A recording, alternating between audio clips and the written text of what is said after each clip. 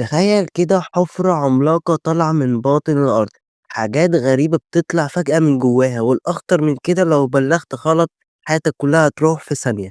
انت واقف فوق المجهول على رفعة معدنية ضخمة، حواليك ظلمة تامة وأصوات غريبة، همسات صرخات بعيدة كأن الأرض نفسها عايزة تقولك سر ممنوع يتقال.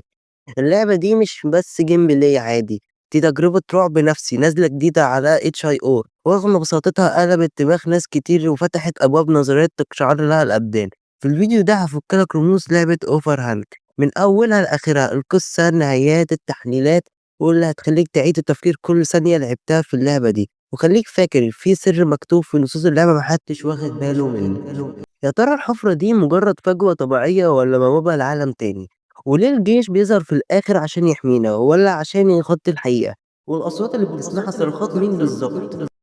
أول ما تفتح اللعبة ما فيش قوائم تشغيل، ما فيش موسيقى، بس رسايل غريبة مكتوبة قدامك. ارتفاع الخطأ غير معرّف، واجهة الخطأ مجهولة، وأول وثيقة بتاريخ 20/6/2035، وبعدها تحذيرات واضحة: اتبع بروتوكولات السلامة وأي جسم غريب لازم يتبلغ عنه فورًا. من اللحظة الأولى أنت فاهم إنك مش لاعب عادي، إنك عامل تحت مراقبة عسكرية صارمة، أي غلطة صغيرة بتموت فورًا.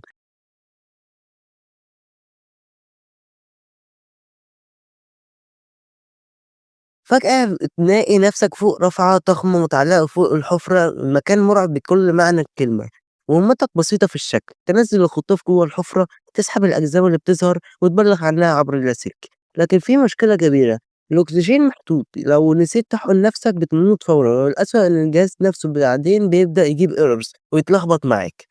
اللي شكلها مهمة بسيطة بتحول لكابوس، مش حفرة وخلاص، ده عالم كامل تحت رجلك عايز يخلص عليك. في الأول بتفتكر الموضوع عادي، شوية معاتن وصخور، بس بعد كده الصدمة، تبدأ تطلّع عربيات محطّمة، أشلاء بشرية وكيانات غريبة حتى البطل نفسه مش قادر يفسّرها. كل ما تنزل أعمق الرعب بيزيد، الأصوات بتعلى الكيان نفسه يبان قدّامك. اللعبة عندها 3 نهايات وكل واحدة فيهم أسوأ من التانية. أولًا النهاية لو استعملت كل قوانين الأكسجين مرّة واحدة البطل بيموت من جرعة زائلة.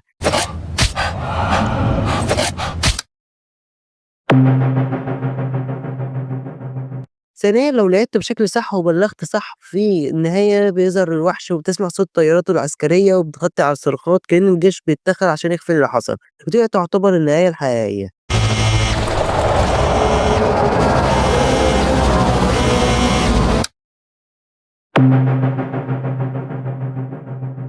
ثالثًا لو بلّغت غلط ما حدش بيساعدك والكيان بيظهر وينهيك. يعني حتى لو لعبت صح ما فيش نهاية سعيدة في Overhand، يعني مهما عملت النهاية واحدة في الآخر، هي الموت. طب إيه تفسير النصوص اللي ظهرت في الأول؟ الحفرة ما لهاش عمق معروف، ووجهة الحفرة مجهولة، ممكن تكون بوابة كمان، والتاريخ مستقبلي وأول وثيقة على الحفرة. وفي ناس شايفة إن الحفرة دي بوابة لعالم تاني أو مقب للنفايات من تجارب فاشلة، وفي اللي شايفها رمز لفكرة المراقبة، أنت مجرد ترس في نظام أكبر منك. والأخطر إن في نظرية إن الأصوات اللي بتسمعها دي مش مجرد جُفن من الأرض، دي أصوات العمال اللي فشلوا قبلك واتحبسوا واتحولوا لسطا بيملى المكان. وكل نظرية بتأكد لك إن أنت مش متحكم في مصيرك، مش في إيدك. اللعبة عايزة توصّل لك رسالة واضحة: مهما عملت الصح النهاية مش تحت سيطرتك، أنت مجرد عامل صغير جوّه آلة ضخمة تمشّيك زي ما هي عايزة. Overhand دي مش مجرد لعبة رعب، دي تجربة نفسية بتورّيك قد إيه إحساس إنك فاقد السيطرة ممكن يكون أسوأ من أي كيان مرعب. ولو الفيديو عجبك ما تنساش تدعمني باللايك والاشتراك، واستناني في فيديو جديد، ومع السلامة.